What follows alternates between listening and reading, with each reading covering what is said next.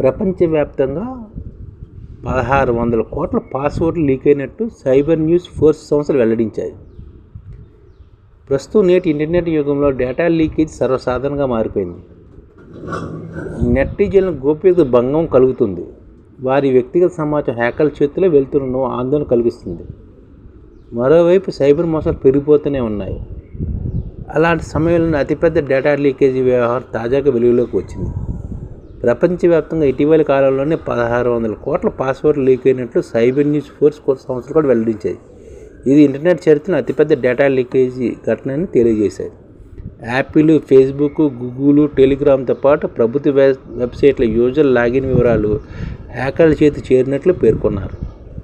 అంతేకాకుండా social media వేదికలు ఉపయోగించే వారి వివరాలు సైతం బయటకు లీక్ అయినట్లు వెల్లడించాయి. రహస్యంగా ఉండవలసిన పాస్వర్డ్లు పరుల చేతికి చేరుతుండడంతో ప్రపంచవ్యాప్తంగా ఫిషింగ్ స్కామ్లు, అకౌంట్ హ్యాకింగ్ వంటివి పెరుగుతున్నాయని నిపుణులు చెబుతున్నారు. ఫిషింగ్ స్కామ్లు, అకౌంటింగ్ హ్యాకింగ్ అన్నమాట ఇవి ఎక్కువగా జరుగుతున్నాయి.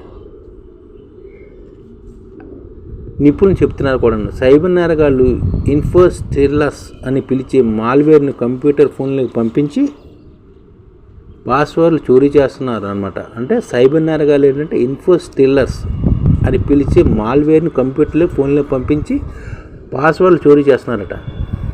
డేటా లీకేజ్ వెనక అంతర్జాతీయ ముఠాల హస్తం ఉన్నట్లు తెలియజేస్తుంది. కొన్ని ముఠాలు వ్యవస్థీకృతంగా పనిచేస్తూ వ్యక్తులు రాసే సమాచారం కొల్లగొట్టి వారు బ్యాంక్ ఖాతాలను ఖాళీ చేస్తున్న ఫిర్యాదులు కూడా ఉంటుందన్నమాట. ఈ విధంగా 1600 కోట్ల పాస్వర్డ్లు లీక్ అయ్యాయి అన్నమాట. ఈ విధంగా ప్రపంచవ్యాప్తంగా డేటా లీకేజ్ అవుతుంది. మనం యాపిల్, ఫేస్బుక్, గూగుల్, టెలిగ్రామ్తో పాటు ప్రభుత్వ వెబ్సైట్ యూజర్ లాగిన్ వివరాలు హ్యాకర్ల చేతికి చేరుతున్నాయి అన్నమాట. అంతేకాకుండా సోషల్ మీడియా వేదిక ఉపయోగించే వారి వివరాలు సైతం కూడా లీక్ అయినట్లు తెలుస్తుంది. రహస్యంగా పాస్వర్డ్లు చాలా మందికి ఫిషింగ్ స్కామ్లు, అకౌంట్ హ్యాకింగ్ వంటికి కారణమవుతున్నాయి అన్నమాట. ఈ విధంగా 1600 కోట్ల పాస్వర్డ్లు చోరీ అంటే చూడండి. దీన్ని బట్టి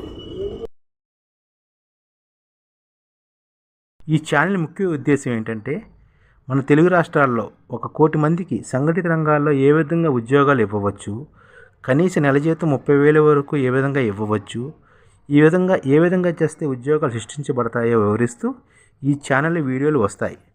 అలాంటి వీడియోలు మీకు కావాలంటే మన ఐడిఎఫ్ భాస్కర్ ఛానల్ని సబ్స్క్రైబ్ చేసుకోండి.